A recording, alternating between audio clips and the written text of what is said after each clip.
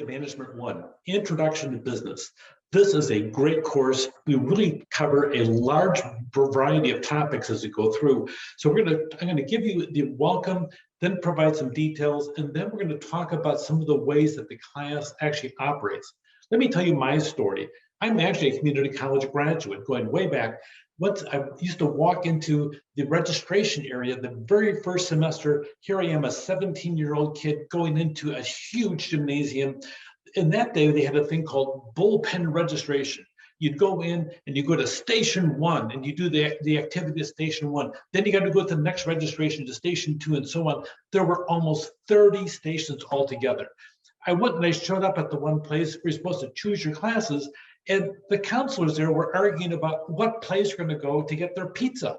And I'm waiting and I'm waiting. So finally, I registered for the first class in English. It makes sense. First year student, first year English. Oh yeah, it makes sense. Except it was the wrong class. It was a pre-college English class, really designed for people that really had a major thing to catch up before they got into college. So in the third week of class, my teacher turns to me and says, "How come you're in this class?" And I looked around and I knew I was the smartest student in the class, which isn't saying very much. So that being said, I said, I have no idea. So I told him the story. Dr. Rob Avery took me out of that class. He put me into an independent study class, and that is one of the greatest gifts I ever had in my entire academic career.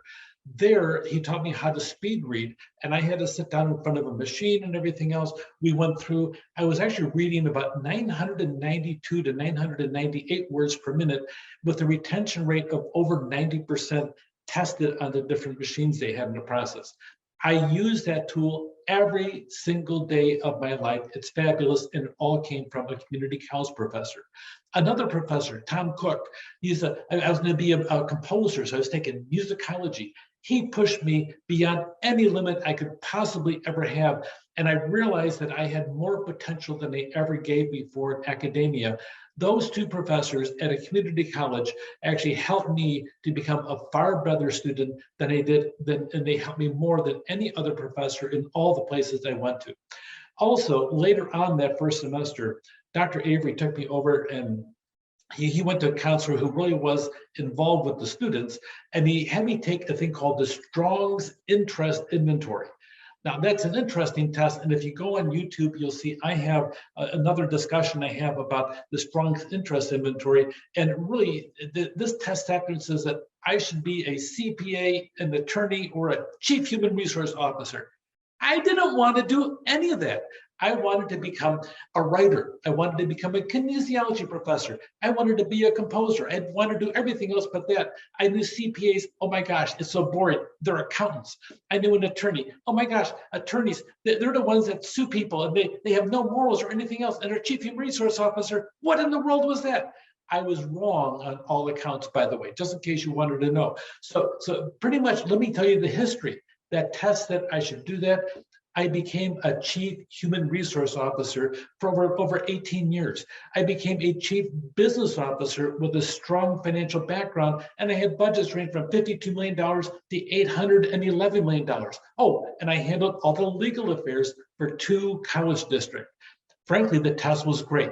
And also, the other part is that community college is a great launching point, not just for you, but for me as well.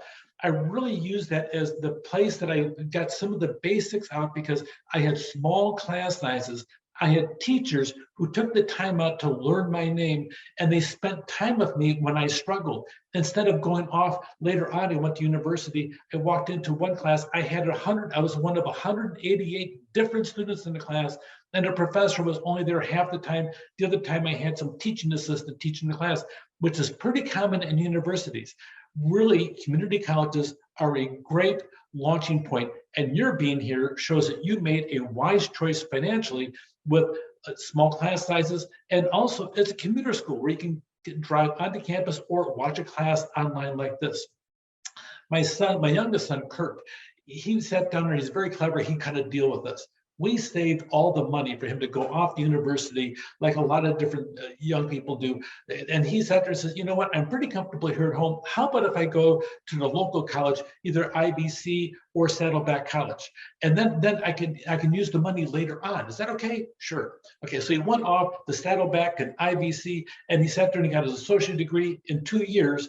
And then from there, he went over to another local university, Concordia University. He got his bachelor's degree from Concordia University in 4 years. And then he went off to Chapman University. And in the meantime, that whole pot of money that we had, we kept on spending it down. And instead of him going off for 4 years, he ended up graduating with 3 different degrees, an MBA, a bachelor's degree, an associate degree, and he still had money left over, and he was debt-free. Pay attention to that word debt-free.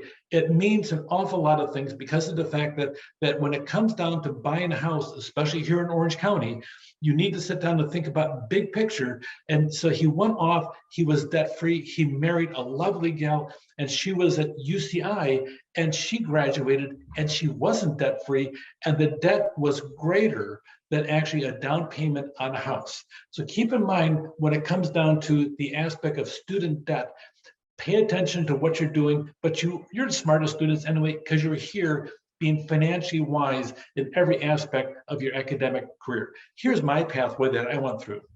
I have an associate arts degree from Macomb Community College. I have a Bachelor of Science in Business Administration from Wayne State. I have an MBA from Oak University and a PhD in organizational behavior from the Union Institute University. My pathway gives me a nice background to draw from to teach this class.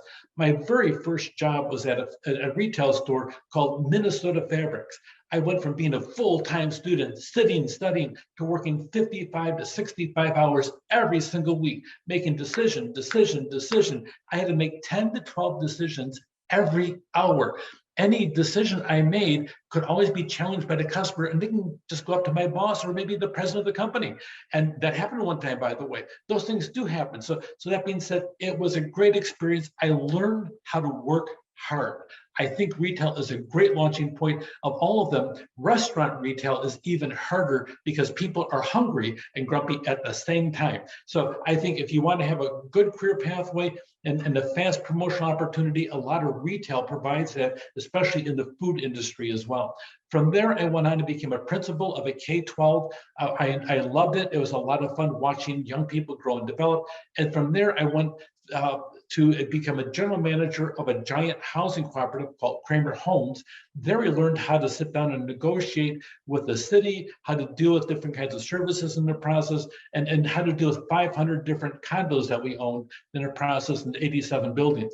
And from there, I went on to become a facilities manager at Fitzgerald Public Schools. It was a great experience. I had 52 employees, and I had 1 assistant. So it was a huge task in that regards. And we had a thing called a grievance mill. Before I got there, the year before, they had 63 grievances. My first year we were there, I calmed it down, and we had 3 grievances, and the following year we had 1. Sometimes talking to people is a really good way to resolve conflict in the process. From there, I became the director of campus services at Oakland Community College at their largest campus called Auburn Hills. I was a chief business officer, and that was a really good experience. From there, I got promoted to be director of operations for 5 campuses, and then I became vice president of human resources at College of the Desert. It was my very first job in human resources, but I came there way back in 2002 as a vice president. And then from there, I became the vice chancellor of human resources at South Orange, which really includes Saddleback College and Irvine Valley College. And then from there, I shifted over to become a professor of business here at IBC. So that's my background. For fun, I also authored 4 different books. Probably the most significant one is called Backboneology: Tough Decisions at Work. A couple of poem books, Naked Turtle Dances, Zombie Dearest. Okay, those are all actually online on Amazon. And also another book for children, a 5 to 8 year old bicultural book called Vietnamese American Pride. I've also, just for fun, I'm a playwright. I wrote my first musical comedy called Zombie Dearest that premiered here at IVC with a couple screenplays and stage plays on top of that. If you want to get a hold of me, my office is over here. Typically, I'll have office hours on Tuesday, Wednesday. In the summer months, I don't have office hours, or only online by appointment on Zoom. So with that, that's all about me. And I'm going to go through and I'm going to give you an update about some of the details just for this class. All that said, take care.